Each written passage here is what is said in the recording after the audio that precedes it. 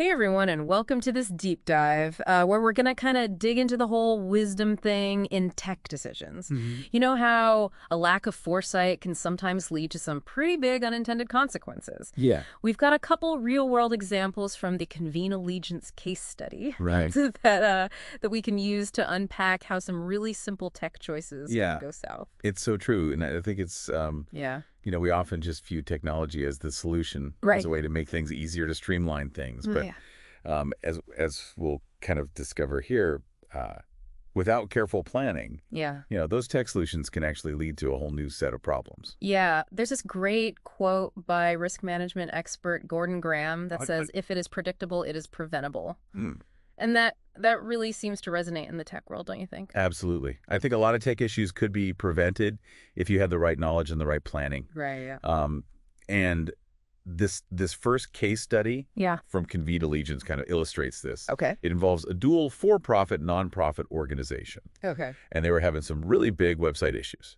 So they knew something was wrong, but they Okay. just couldn't figure out what it was. Yeah, they couldn't put their finger on it. Right, like a tech mystery. It is a tech mystery. Yeah. Yeah. And when the Convene team, they did their own little deep dive into it, Okay. and what they found was pretty alarming. Oh. They found malware. They found security holes.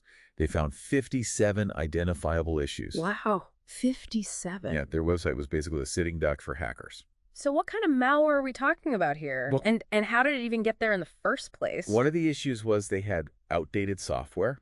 Okay. They were using an older version of a content management system Mm-hmm. that had security flaws. Right. And hackers, they know about these flaws so they can exploit them. Yeah. Then they also had issues with weak passwords. A lot of the admin accounts were using passwords that can easily be guessed. Right. So it's super simple for the hackers to get in. So outdated software, weak passwords, those Ah. are preventable issues if you just know to look for them. Exactly. And that's where a little bit of foresight and a little bit of technical know-how can go a long way. Right.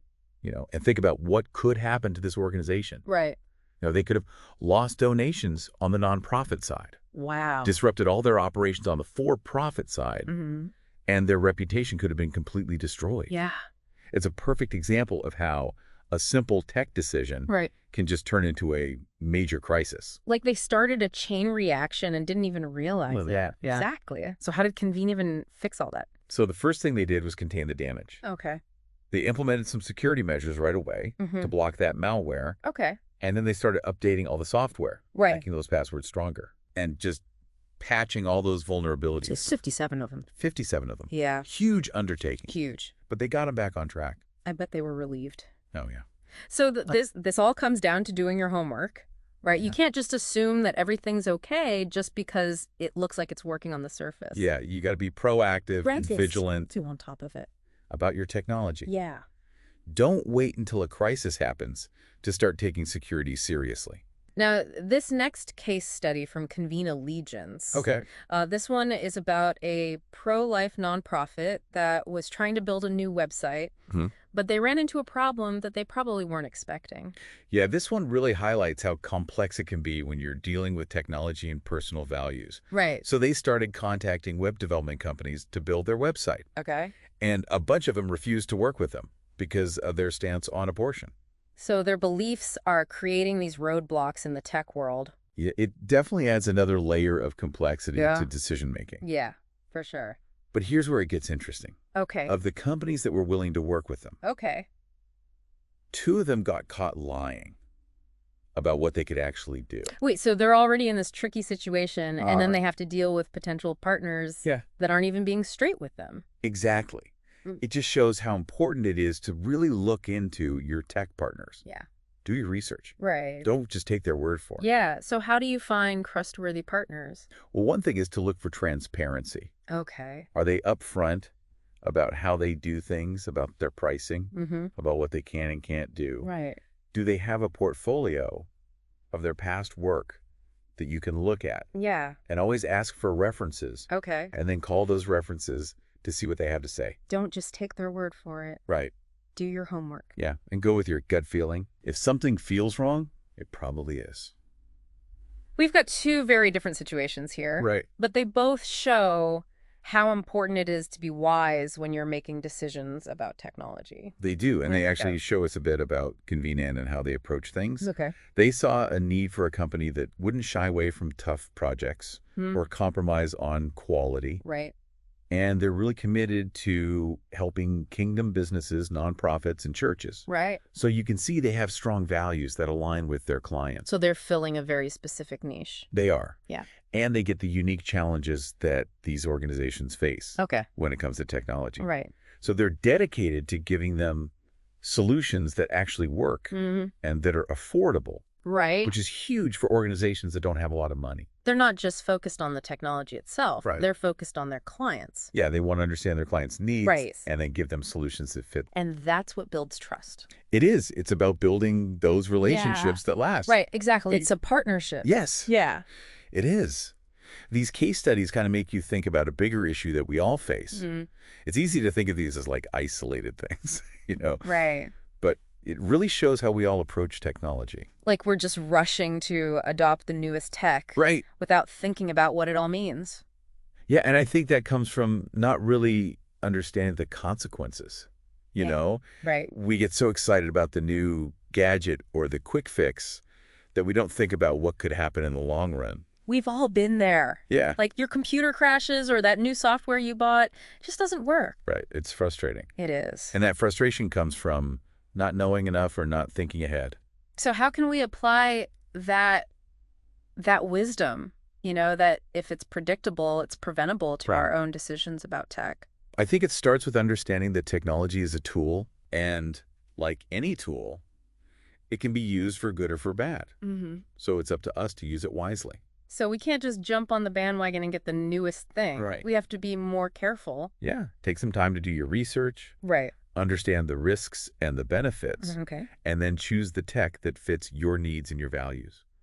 So if we had to sum up what we learned from these examples, what would you say are the key takeaways? I would say the first one is to really research and carefully choose your tech solutions. Don't just go with the cheapest thing or what everyone else is using. Exactly. Okay, what else? I would also say think about the risks and the consequences. What could go wrong? Okay. How will this affect my privacy, my security, my money? Mm-hmm. What if it doesn't work the way it's supposed to? It's about being prepared, right? It is. Thinking ahead Exactly. instead of waiting for something bad to happen. Yes. And I think the last takeaway is about finding experts you can trust. Okay. People who not only know about technology, but also care about you. Okay. Look for people who have the same values as you, Mm-hmm. who are honest and upfront with you, Right. and who will be there to help you when things go wrong. Because let's face it, technology isn't perfect. Right. It's going to break sometimes. Yeah. But you got to have a plan, Mhm. and you got to have people you can trust to help you. It's not just about the technology itself. Okay. It's about the people who make it and support it. Exactly. Yeah. So finding good experts is crucial. It really is. It's like wisdom itself is a kind of technology. That's a good way to put it. It's a tool that we have to learn to use well. Yeah, wisdom is not something you're born with. Right. It's something you learn over time, Yeah. Through experience. through experience, making mistakes, Yeah. learning from others. And technology is always changing. It is. It's evolving so fast. We have to keep learning too. Exactly. It's- It's a journey, Yeah. not a destination. We've talked about a lot in this deep dive. Yeah. Defining wisdom, seeing those real world examples of tech decisions gone wrong Wow. and how important it is to do your homework. Absolutely. But how can we, like in our own lives, avoid these unintended consequences? Right. What can we do to be more tech wise? I think it starts with actually putting that wisdom into practice. Yeah.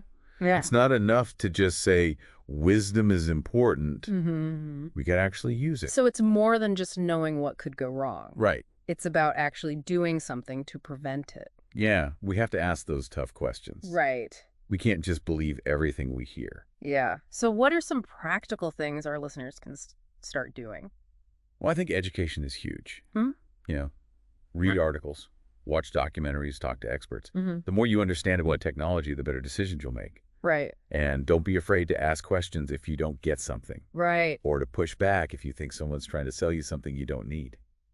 So it's about being involved in the process, not just sitting back and letting it happen. Yes. And I think it's also about remembering that technology is a tool, Right. And like any tool, it can be used in good ways or bad ways. Mm-hmm. The choices we make have consequences. So how do we make sure we're using technology responsibly? Well, think about what's important to you. You know, Oh. your values like privacy, security, sustainability. Mm-hmm. Use those values to guide your decisions about technology. It's about being intentional. Yes, choosing technology that makes our lives better, Right. not worse. And being aware of how much we're using technology. Yeah, it's so easy to get caught up in all the updates and notifications. Right. We got to step back and ask ourselves, is this technology really helping me? Yeah. Or am Yeah. I just a slave to It's it? about finding that balance, right? It is. Enjoying the benefits of technology, Mm-hmm. but not letting it take over our lives. Exactly. And wisdom isn't about knowing it all. Right. It's about asking the right questions Mm-hmm. and being open to learning and changing as technology keeps changing. Well, we've covered a lot in this deep dive, We have. and we hope you've learned something new. Me too. We hope you'll keep exploring the world of technology, but do it with this new sense of wisdom and awareness. Yes. Make thoughtful decisions about tech, Absolutely. prioritize your values, Mhm. and never stop learning. That's the key.